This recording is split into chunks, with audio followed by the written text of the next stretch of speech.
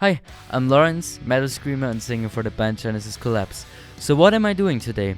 Today I will talk about a vocal technique that is referred to as metal screaming. But most importantly, I will talk about how to produce it safely and effectively. There are many approaches to metal screaming, for example false chord screams.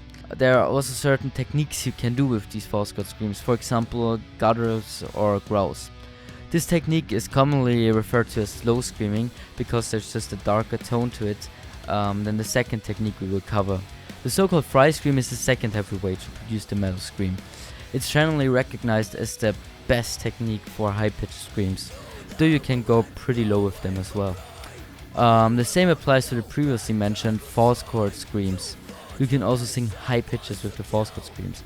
Generally though, fry screams are known for singing higher pitches, while false chord production tends to be used for lower pitches solely because of the nature of the scream. The technique I employ in all of my band's music is the so-called fry scream. Why do I do the fry scream? For me it just feels more natural than false chord screaming, so this is why I spent the last few years practicing the fry. The sound of our band also plays an influential role, and in my humble opinion it just simply sounds better. Therefore, I will demonstrate and explain how I do this kind of scream. Up to this point, I have not really had any problems with pain or voice loss, and please, if it hurts or if it doesn't feel right, then stop doing it and try a different approach.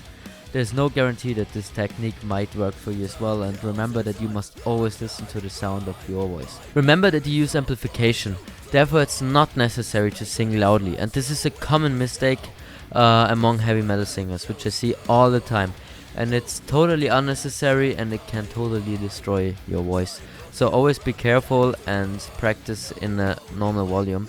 Actually, most of the time for most singers it's not as loud as normal singing, so always be aware of that and be careful and sing in a normal volume. The first step is very similar to normal singing and it's very important. It's the correct breathing technique.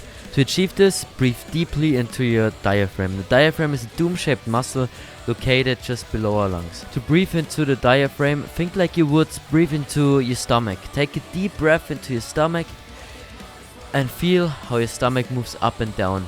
Also, standard clean singers, non-screamers, use this technique to increase their singing performance and prevent injury. This is crucial, so don't forget to do this. I use 3 breathing exercises before singing just to warm up, which I will demonstrate to you. So the first exercise I do all the time when I warm up my breathing is the following. So I breathe in deeply and exhale also very slowly again. So I demonstrate it to you. And always remember that you want to breathe into the very low area of your lungs or your diaphragm.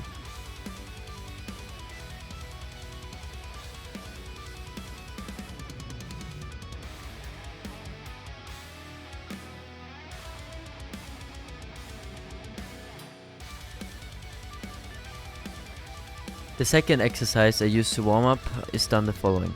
So we breathe in again and afterwards we breathe out and shake with our hands behind our back.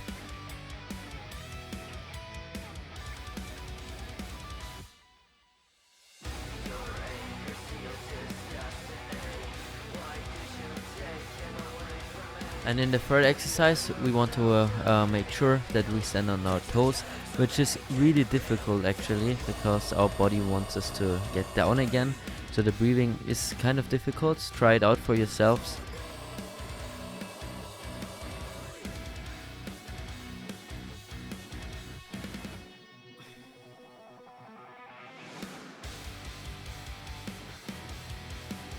Once again, breathe in while going up and exhale while being on the floor again. These exercises help me significantly improve my breathing technique.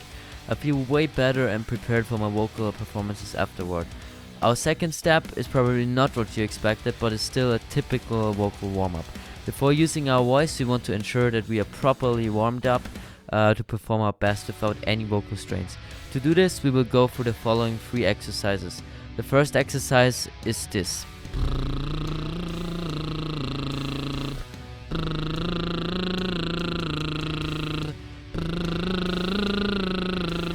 We will do this for around 5 minutes. It's a so-called lip trill, and we just move around the scale and try different things for around 5 minutes. Exercise number 2 will be the following. Ma, ma, ma. Once again, we try around with different mouth positions, with different notes, with different scales, and we do this for around 10 minutes. Generally, I have to say that it totally depends on you. This is what I usually do, yet you should go for the warm-up you prefer and do that for as long as it takes for you to properly warm up. For the third exercise, I use the Dr. Vox. My vocal coach introduced me to this thing, and I feel like my warm-ups take less time and the notes feel more natural and much brighter. So the exercise I'm doing here, I will sing a song that I like to sing for a warm-up, and I also do some basic scale pattern things.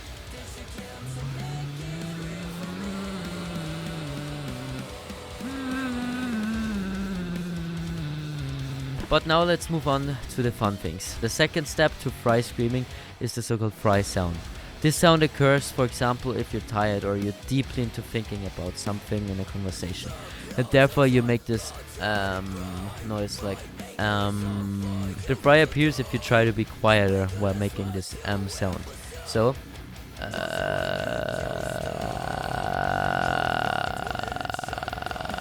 can you hear this cracking? This is what we are aiming for. This is the so-called fry sound. So this is the general sound of the scream, but of course it doesn't sound like a scream yet. Yet it's the most essential ingredient to achieve sounds like this.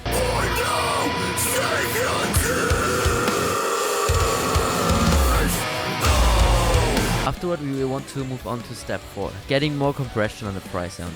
So we finally mastered this fry sound thing, but now you can sing standard notes with some fry, which already sounds cool, but yet it's not a fry scream. We need more air compression to get from fry to fry scream. To get this kind of compression, we also need to think about the diaphragm breathing, as this is the most essential part of it. We want to push the fry sound from our diaphragm.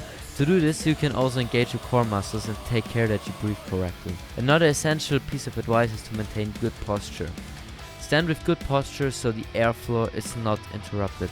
Also, experimenting with different tongue positions or different amounts of airflow can make big differences. Remember, once again, our top priority is doing this without any strains or injuries. Therefore, if it doesn't work, don't force it, please. And take care. Have fun trying it out. It might take some time, effort and commitment, but it can make you sound like a demon if that's what you're aiming for.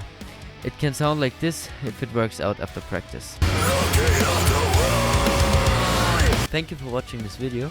I hope it helped, and if there are any questions, feel free to share them in the comment section. So, greets, Laurenz.